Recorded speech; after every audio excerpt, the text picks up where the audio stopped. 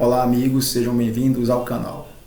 Hoje é Dia do Trabalhador e nós temos aí 14,4 milhões de desempregados, cerca de 6 milhões de desalentados, uma quantidade imensa de trabalhadores informais. Pela primeira vez o Brasil superou o número de informais, superou o número de trabalhadores formais.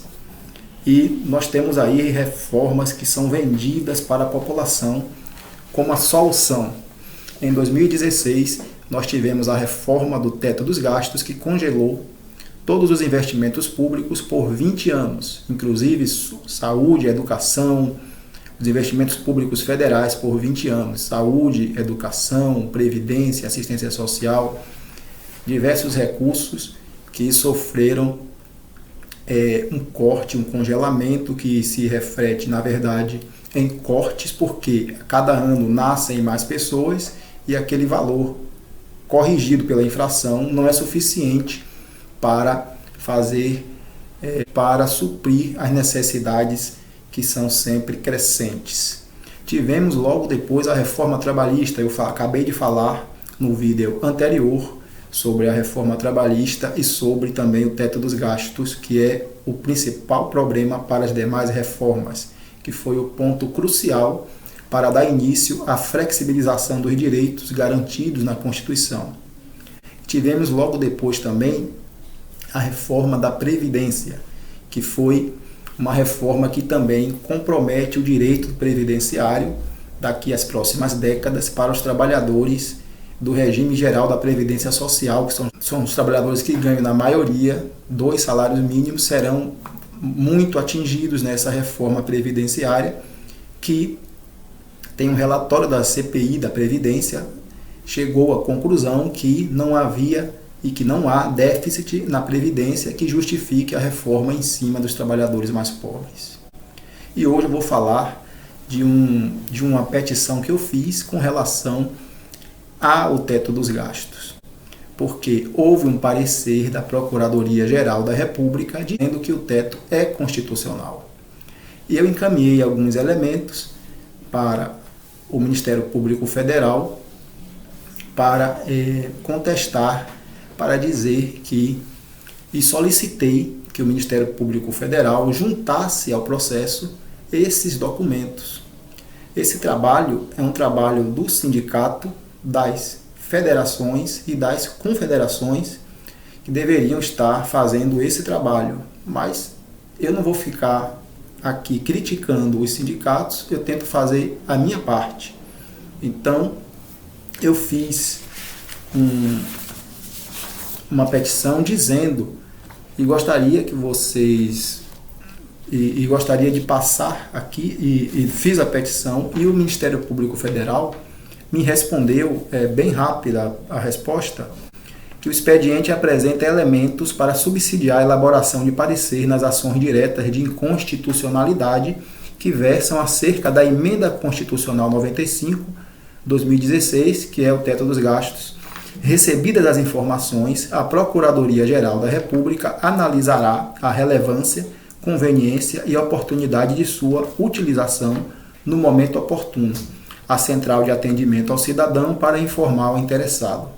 Brasília, 7 de novembro de 2019. Secretário Executivo, nível 6. A petição que eu encaminhei para a Procuradoria-Geral, para o Ministério Público Federal, para que o Ministério Público juntasse aos processos documentos que comprovam que o teto não é constitucional. Pelo contrário, é um teto inconstitucional. Eu gostaria de explicar por quê, vou fazer aqui rapidamente para o vídeo não ficar longo, mas é de suma importância que você assista até o final, porque diz respeito ao direito do seu filho, diz respeito ao direito do seu pai e diz respeito ao direito da sua família. Então, a criança, ao idoso e à família, a todos os cidadãos em geral. Os argumentos que eu utilizei aqui não são argumentos que estão na Constituição. Então, vamos lá. Ao saber do parecer da Procuradoria-Geral da República, favorável ao teto dos gastos, eu encaminhei solicitação, sugestão ao Ministério Público da União.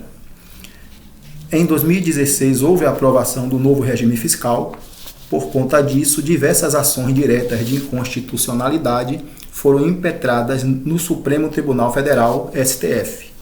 Considerando que o Ministério Público está participando como amicus curiae destas ações diretas de inconstitucionalidade, ADIs que questionam a constitucionalidade do novo regime fiscal, a Emenda Constitucional 95 de 2016, perante o STF, considerando que houve manifestação da Procuradoria-Geral da República, PGR, favorável à Emenda 95, a Emenda Constitucional 95, 2016, com o entendimento de que o novo regime fiscal não fere o artigo 60, parágrafo 4º, inciso 4, venho como dever de cidadão, tendo em vista o artigo 1º, inciso 2, artigo 3º, artigo 5º, incisos 33, 34. Isso quer dizer o direito de petição que todo cidadão tem de peticionar a órgãos públicos por ilegalidade ou abuso de poder. E artigo 5º, incisos 33 e 32, quer dizer o respeito ao direito de petição. O artigo 1º quer dizer, artigo 1º, inciso 2, é a cidadania. Artigo 226 protege a família. O artigo 226, a família é a base da sociedade e tem que ter especial proteção do Estado. O artigo 227 da Constituição Federal protege a criança, tem prioridade absoluta. Sugerir, solicitar, caso ainda não tenha sido feito, que o Ministério Público Federal, na qualidade de amicus curiae destas ações diretas de inconstitucionalidade, junte aos processos os seguintes documentos. A Procuradoria-Geral deu um parecer que o teto dos gastos é constitucional, então eu solicitei ao Ministério Público que junte os documentos, esses documentos que eu vou indicar aqui, que comprovam que o teto dos gastos não é constitucional, pelo contrário, ele fere, ele viola a Constituição.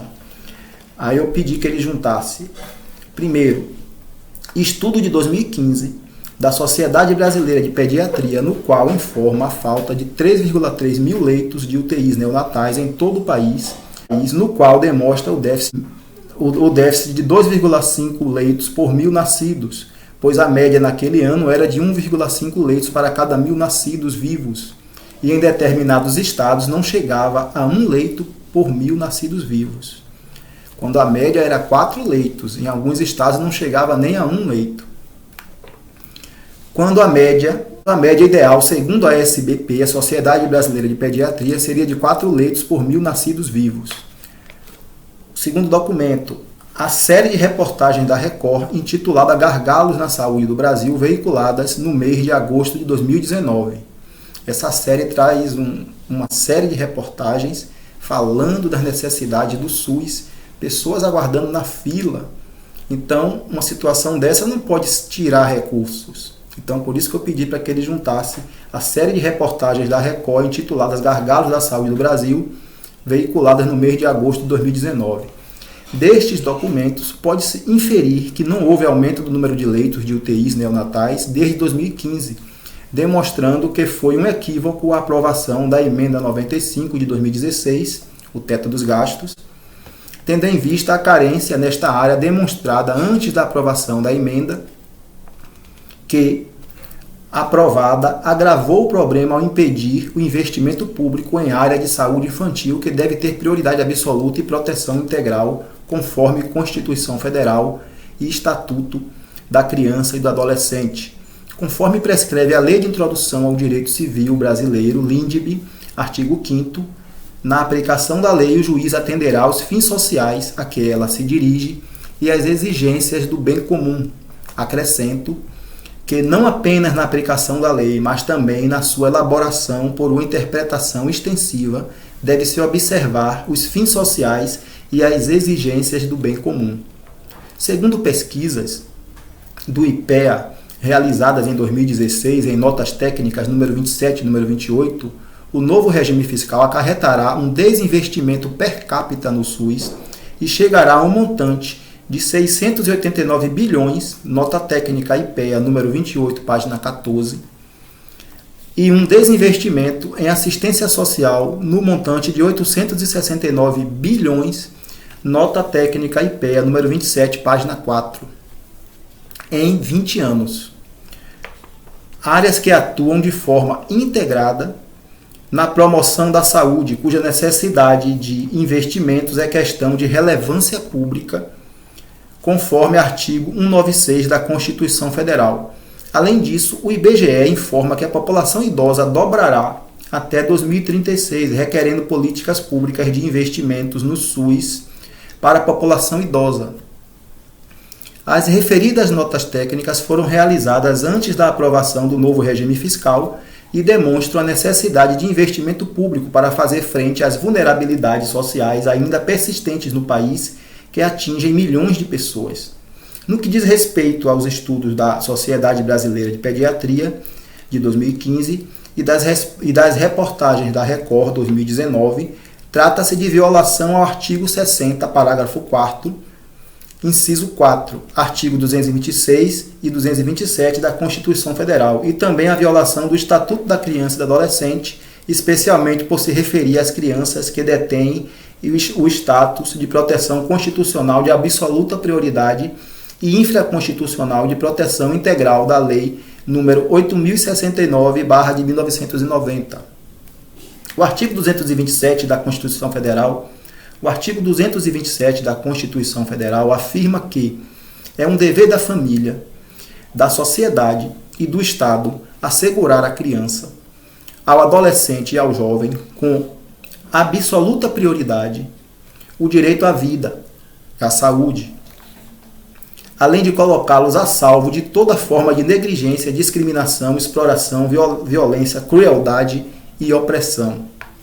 O Estatuto da Criança e do Adolescente diz que a criança e o adolescente gozam de todos os direitos fundamentais inerentes à pessoa humana, sem prejuízo da proteção integral de que trata esta lei, assegurando-se-lhes por lei ou por outros meios todas as oportunidades e facilidades, a fim de lhes facultar o desenvolvimento físico, mental, moral, espiritual e social, em condições de liberdade e de dignidade.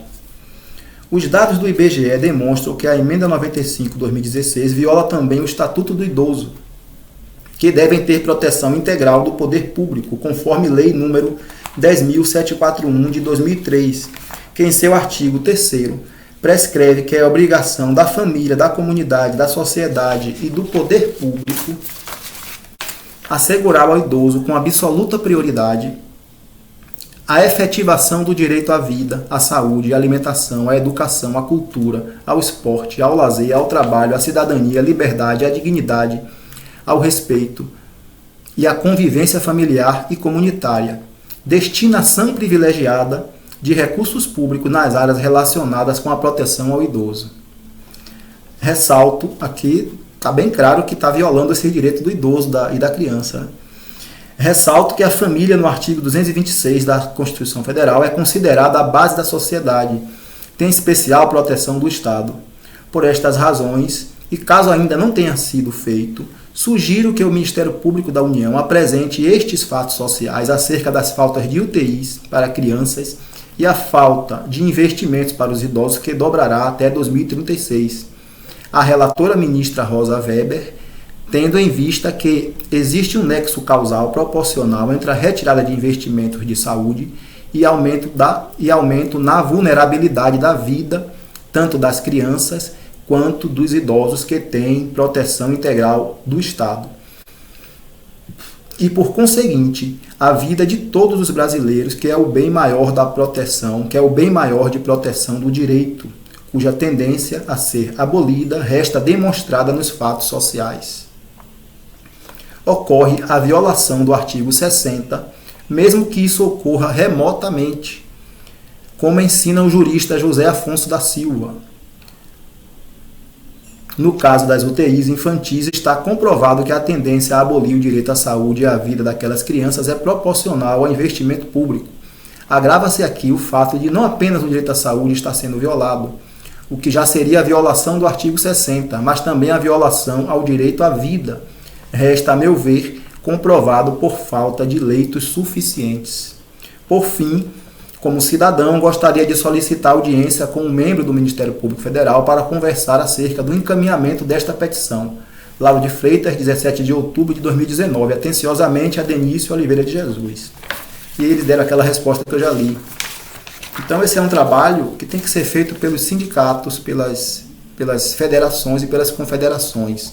Temos que demonstrar que esse teto é inconstitucional, levando dados, levando fatos e solicitando a quem de direito.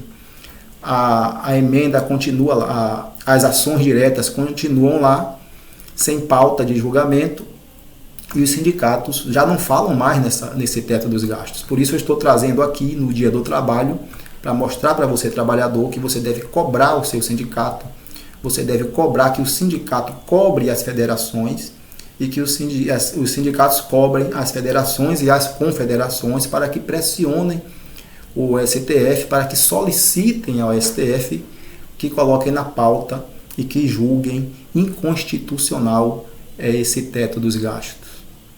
Então é isso. Espero ter trazido aqui informações relevantes para vocês no Dia do Trabalhador, mas que nós precisamos nos mobilizar. A gente não pode ficar dizendo que temos 14 milhões e 400 mil desempregados, dando de ombros. Nós precisamos fazer alguma coisa.